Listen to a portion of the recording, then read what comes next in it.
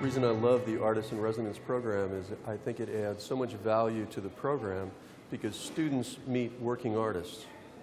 And in the process, they learn one version of how you make a living in the arts, how you add value to the world by being an artist. Because they're trying to figure it out and probably discouraged, probably overwhelmed by the variety of choices that are out there. So meeting individual artists is so critical to being encouraged to be the artist that they're called to be.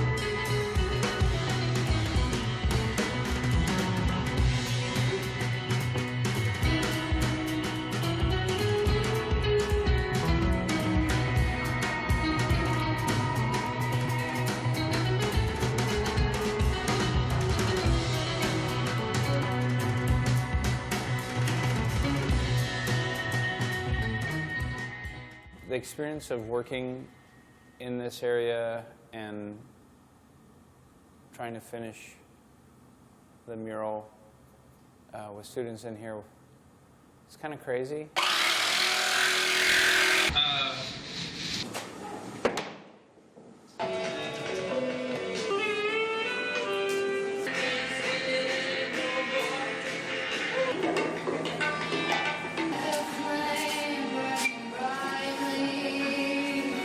Generally, I make my work in solitude in my garage studio at home, and that's myself listening to music and being able to focus.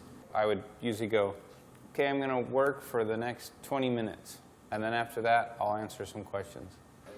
Hi, you guys. Hi. This is a sardine-packed crowd. I'm Thomas. Here in my room of blue people and stuff. This mural I made, most of it I made 2 years ago at the Museum of Art and History in Santa Cruz in Northern California. It was straight, so it was 75 feet by 12 feet. I've always wanted to reconfigure it into a room like this, and actually I'm kind of more excited about how it's looking now. I like the idea of you coming into the room and then being in it. There's a lot of the pieces that are cutouts that will go up onto the wall and make it more dynamic. Those will arrive in their places in the next few days, and you can come back and see it. Yeah, do you guys have any questions? Yes? What's the inspiration for writing your sayings on your painting? I would say there's a few different things going on here. Like, some of them are kind of self-affirmational. See, like on this one it says, I will try my hardest not to be a turd burglar. So that basically is saying I want to be a good person, be conscious of other people and be helpful. It's just kind of like a note to self. Or like that one, like falling on your face is normal. It is, you know. Failing is normal. And if you don't learn from your failures, then you're not learning, I guess. And then a lot of things are just like, just funny. Like, or I'm just trying to make myself laugh. Like "der" for sure. I don't know, or "fark," which is kind of close to something else. And I'm just, I guess, trying to have fun and then trying to also have some affirmational things in there. The Arts in Residence program started in 1972 when we had Wayne Thiebaud here. He came and painted for our students for a week, and it was a great experience for everyone. And so we have had this Arts in Residency program almost continuously since then. We've had all types of different artists throughout the years, all different media, all different stages of their career. It's a really great program for our students to get an exposure to professional artists. The message that I hope that the students come away with, maybe just giving them a view into not being afraid to try different things or different mediums. And that was one of the things behind what I tried to do here, is I wanted to show a lot of different things that I've done photography and sculpture and sewing stuff and paintings and this kind of 3D muraling. And then I had the night where I showed some films. And just so they could be like, oh, okay, you know, like, I can try that stuff. I definitely like seeing the different mediums that he uses, because I used to think like I was jack of all trades, a master of none, and it's really nice seeing you could excel in different ones if you practice with them. He said that someone told him when you get older you'll be better, and that's really inspiring because sometimes you want things so fast, but it takes years of practice and development to come to this point, and that's really inspiring to know that we just have to be patient with our journey. What I really learned actually just through seeing the setup here today, the gallery, for me I felt it's a little bit unorthodox in terms of the huge mural, but I love it. So it encouraged me to know that like you can kind of do anything you really want. You can have your sculptures set up on pedestals and look very uniform, and then the rest of it can be kind of messy. Seeing the sewing kind of set up in the corner, which to me it looks messy, but I really enjoy that it's sticking out and that it's not stuck up against the wall. It's not confined to a space. This experience has just really taught me you can kind of do anything you want. So that's what I'm going to do as well. Yeah. The residency here at Fullerton for the artists, I think, is really valuable as a sounding board because they're working right in front of young people, and young people will ask anything. Many of them ask some pretty crazy questions. They just say what they really think. And I think that the way the artist fields it is really valuable for the artist, and also it gives them something to think about how their work is perceived by people who may not have a lot of art background. Like the interaction with the students and kind of like what that's given me is a movement of getting out my feelings and being able to like articulate them over and over and observe some of my feelings about what I'm doing. It makes me want to be like, talk my walk a little bit more. Not that I'm not, but it makes me be like, yeah, I want to work even harder. It's been inspiring just to have the communication and have them ask questions and bring things up. A good trade-off. Growing up, art was never an important thing or really a thing in my life with my family, so I didn't start experiencing it until I came here and like learning through school what art is and everything. It's a little more structured and it's a little more like, oh, this is what art is, this is what art is, and it's this gallery is changed my idea of that because it's nothing that I've really seen before. Especially the mural in the back, it's amazing. It's overwhelming a little sometimes to just be experiencing that and the way it's set up to be like in the center of it, and it feels like you're kind of a part of it. I'm super jazzed about this.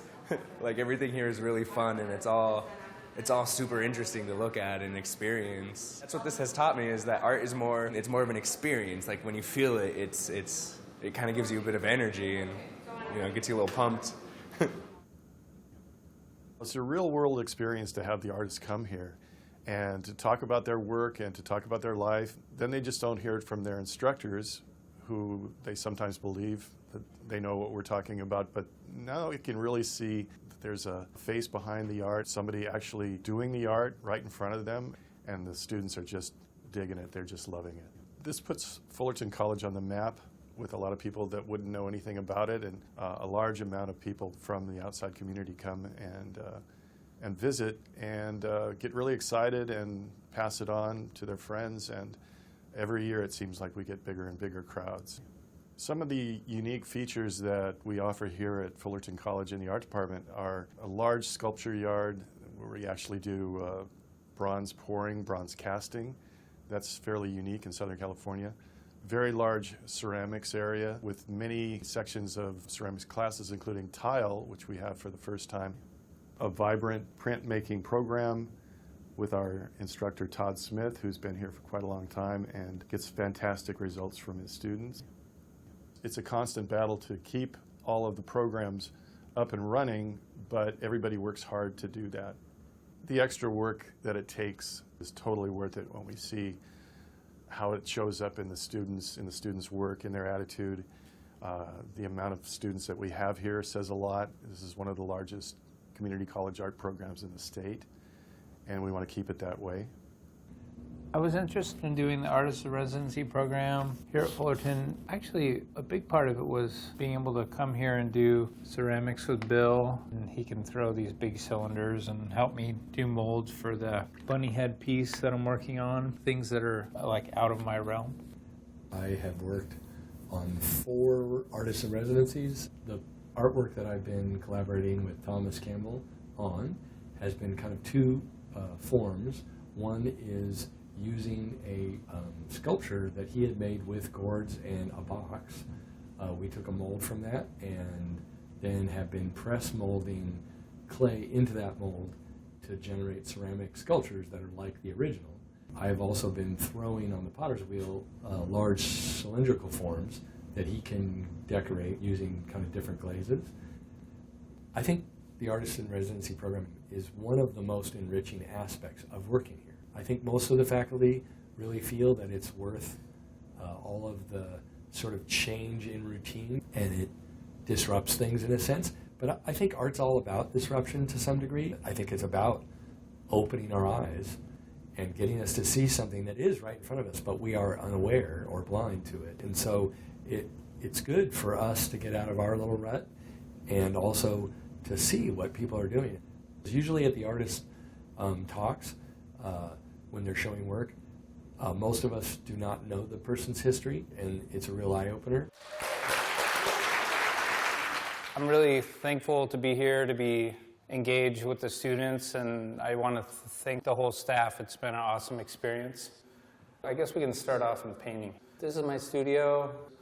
My wife and I live in the mountains just north of Santa Cruz. This is what the mess looks like in my garage.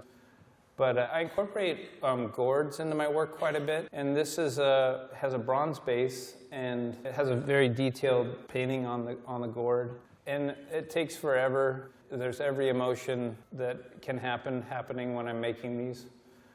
The next thing I'll talk about is I work quite a bit in quilting and sewing. Got inspired from some friends, Margaret Kilgallen and Barry McGee. They inspired me to want to start sewing paper, and I hid it for years because it just seemed like a big bite. And eventually it felt a little bit more like mine, so then I started sharing it. In here there's some money from Singapore and bubble wrap and rice bags inside of an envelope where they make those really cool patterns. I just really like the idea of taking a mundane thing and turn it into something that's treasured. This is a picture of my family. No, it's not. Like I said, I came from skateboarding, and I was a skateboard photographer for many years. This is one of my favorite pictures of Adrian Lopez in Hong Kong. From working in skateboarding, I learned about light and composition. It just informed me, and then later on I started working on films and skateboard videos and different things. Skateboarding just influenced me hugely. I've been working on this body of abstract photography for about 20 years, and there's 3 images which are here. These are really simple things in my everyday life. I can turn them into something that's maybe kind of transcendent or gives you a different thought. I've been working in bronze since about 2006. I was always kind of enamored by Picasso's bronzes just because they were kind of abstract and strange and it looked like he was having a lot of fun making them. I think that's what probably got me motivated in the beginning. I spent quite a bit of time making surf films. I think I probably started in 1997 and ended in 2009. So that was kind of the run of making the seedling sprout in the present. The footage that I'm going to show you tonight is not edited, and it's shot on 16mm film. The Matsons are going to improvise to the film. Just one second. Jonathan and Jared, put down your beers, come out here.